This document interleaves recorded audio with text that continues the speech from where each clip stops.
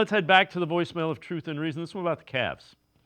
Hey, what's up, Dave? This is Taylor. I just wanted to speak on today's trade with the Cavaliers and give my opinion in that I don't like it. We didn't necessarily need to make this trade. The Cavs have a winning culture, and like was mentioned before, the guys seem to enjoy playing with each other and like being around one another. And we gave up two quality players just for one player who has a history of being injured. Now, the two players we gave up, especially Caris LeVert, he's a sixth man. He leads the second unit, and he could also play as a starter, both of them when necessary. So I don't like the trade. It feels forced to me, but it is what it is. Go Cavs. As always, appreciate all the voicemails. G-Bush, I like the trade a lot. I give Kobe Altman a lot of credit.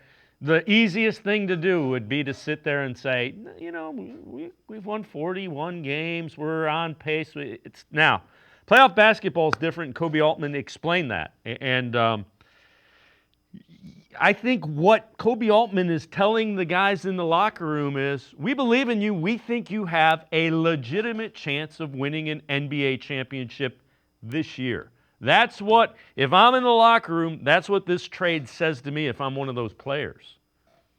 I love the move, and I'm going to give Kobe Altman credit because I used to be tough on him last year. You know, we pushed for J.B. Bickerstaff because I felt like there was another level that his team could get to. He moved on from J.B. Bickerstaff, but he kept the core intact. Darius Garland played terrible last year.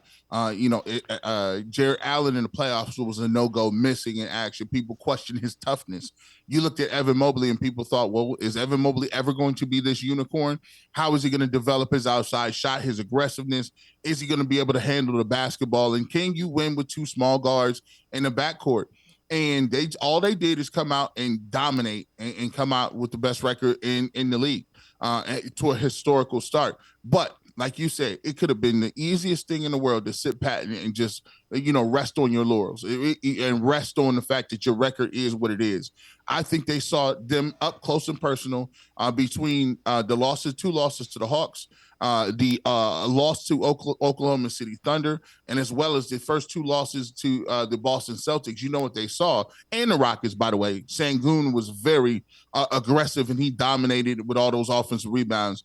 But when you take a look at those teams that they lost to, the thing is glaring. The Cavaliers are too small in the backcourt. You have Max Strus at 6'4", 6'5", guarding Jason Tatum, some of these longer athletic guys.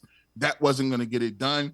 And on top of that, you take a look at the length that these guys had in the front court. When you play in the Boston Celtics and you got Derek White, who's 6'6", you got Drew Holiday's a 6'4" guard, but he's built like a football player. And of course, you got Brown and Tatum. You're dealing with elite athleticism, elite size, and the Cavs were coming up short. How many times did you see on the switches where you would see, you would see some of the bigs like Porzingis switched on Sam Merrill, switched on Max Strus, switched on some of those guys. George Niang, and here's the thing. I'll say this too before we get to any other stuff. I want to thank Caris LeVert and I want to thank George Niang for the contributions. I know it had to be gut-wrenching to be on the team, and you're thinking about the postseason.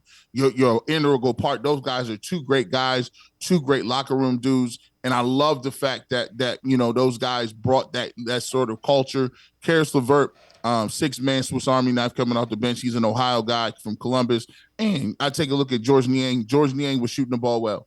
George Niang, the last couple of games, was shooting it very well. But matchup size, with all that being said, I'd make this trade 10 out of 10 times. It gives them more versatility. Hunter is 6'8".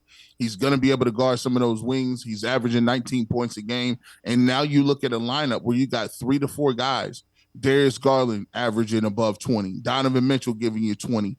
Hunter is close to 20. And Evan Mobley and the Twin Towers now down there now with Mobley and Allen.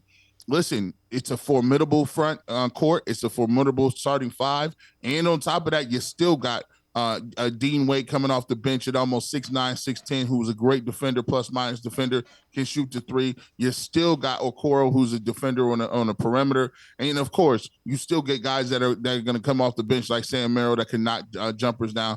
And you put Hunter back with Ty Jerome, who both won a championship at the University of Virginia. You got a nice bench. You got an 8 to 9 deep. And like I said, you can continue to get deeper because now you're under the luxury tax. Yep. You could get up to 2 more guys to buy on the buyout market: Ben Simmons, or Bruce Brown, or Bogdanovich, Mo Bamba, names that are out there. So it's going to be a very interesting time by the All-Star break. I love the move, and I think a lot of people in Cleveland can't wait till Monday to see. Probably he'll be make his debut, but much improved roster. Looking forward to it, and I'm so excited to see what the Cavs going to do.